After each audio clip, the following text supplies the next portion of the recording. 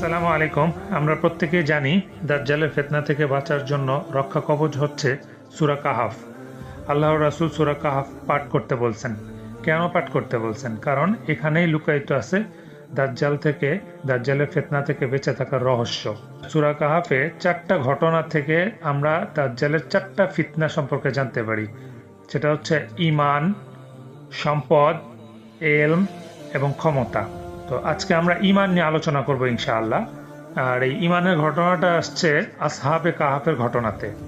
এটা আপনারা পাবেন সূরা কাহাফের 9 নং আয়াত থেকে 26 নং আয়াত পর্যন্ত। এখানে আসহাবে কাহাফের 7 যুবকের বর্ণনাটা পুরোপুরি আসছে বিস্তারিত।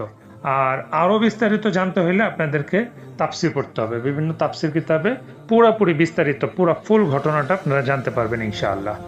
আবার কাসাসুল মাওলানা হিফজুর রহিমাল্লাহর কাসাসুল কোরআন থেকেও জানতে পারবেন। তা আমি প্রথমে সংক্ষেপে ঘটনাটা বলি যে সেই সময় আসহাবে কাহাফের যেই 7 যুবক যেই সময় থাকতেন বা বসবাস করতেন, সেই সময় রাজা ছিল কাফের, মুশরিক। সে মূর্তি পূজা করত এবং তার জনগণ বা প্রজাদেরকেও মূর্তি পূজা করতে বাধ্য করত। তো এই জিনিসটা এই 7 সম্ভ্রান্ত যুবকের পছন্দ হইতো না। তারা ভাবতো যে আমরা কেন মূর্তি পূজা করব, আমরা এক আল্লাহর ইবাদত করব।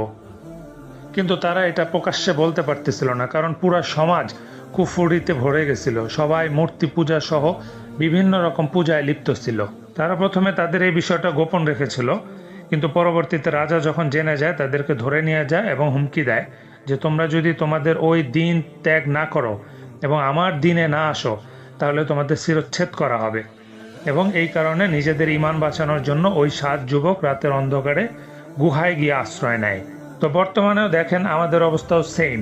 আমরা আজকে যারা তাওহীদবাদী মুমিন আছি বা যারা আছেন, তারা এখন নিজেদের ঈমানের কথা, নিজেদের ইচ্ছার কথা, নিজেদের চাওয়াগুলি প্রকাশ করতে পারেন না। তাওহীদবাদী অন্তর্দৃষ্টিওয়ালা মুমিনরা চারদিকে শিরক আর কুফর দেখতে পাইতেছে। যার দিকে বা যেই দিকটাতে তাকাইতেছে দেখতেছে শিরক, কুফর। গণতন্ত্রের নামে কুফর, ব্যাংকিংয়ের নামে সুদি কুফর বা সুদি শিরক, বিজ্ঞান ও প্রযুক্তির নামে বস্তু পূজা। পুরা পৃথিবীতে দাজ্জালি সিস্টেমের দ্বারা কুফর, শিরক আর ফিতনা ফাসাদ দিয়ে ভরিয়ে ফেলা হয়েছে। মুমিনরা কেমন যেন কোণঠাসা হয়ে যাইতেছে। মুমিনদের জীবন যেন সংকীর্ণ হয়ে আসতেছে। কোথাও তারা স্বাধীনভাবে বিচরণ করতে পারতেছে না। কোনো সত্যবাদী যুবক যদি তাওহীদের আওয়াজ তোলে তাহলে তাকে হয় গ্রেপ্তার করা হয়, নয়তো তাকে বিভিন্নভাবে হয়রানি করা হয়, জুলুম করা হয়, কাউকে কাউকে হত্যাও করা হয়, হুমকিও দেয়া হয়, যেমনটা আসহাবে কাহাফের যুবকদেরকে দেয়া হয়েছিল। আবার দেখেন যে দাজ্জালও যখন আসবে, আত্মপ্রকাশ করবে, তখন এক যুবক সবচেয়ে বলিষ্ঠ কণ্ঠে প্রতিবাদ করবে এবং সেই যুবককে কয়েকবার হত্যা করার চেষ্টা করা হবে।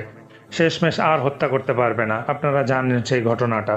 তো এইটাই হচ্ছে দাজ্জালের ঈমানের উপর আঘাত। মানে পুরা সিস্টেমটা দাজ্জাল আসার আগের মুহূর্তে পুরা পৃথিবীতে কুফর আর শিরক দিয়ে ভরিয়ে ফেলা হবে। তাওহীদবাদী মুমিনদের জন্য এখানে টিকে থাকা অনেক কঠিন হবে।